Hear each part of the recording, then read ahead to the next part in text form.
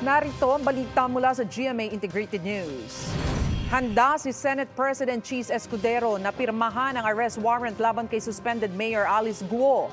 Yan ay kung hilingin ito ni Senator Risa Hontiveros kapag hindi pa dumalo si Guo bukas sa pagdinig tungkol sa Pogo.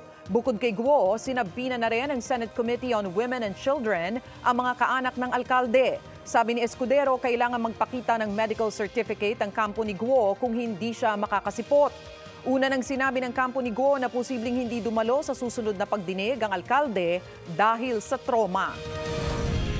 Narito naman ang iba pang balitang binabantayan ng GMA Integrated News. Kampo ni Pastor Apollo Kibuloy, kinuwestiyon ang motibo ng mga umano'y pribadong taong nag-alok ng 10 milyong pisong pabuya para maaresto siya.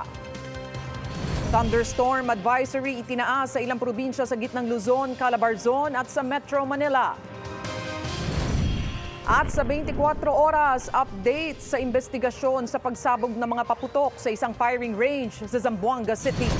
Para sa mas malaking misyon at mas malawak na paglilingkod sa bayan, ako po si Tony Aquino ng GMA Integrated News, ang News Authority ng Pilipino.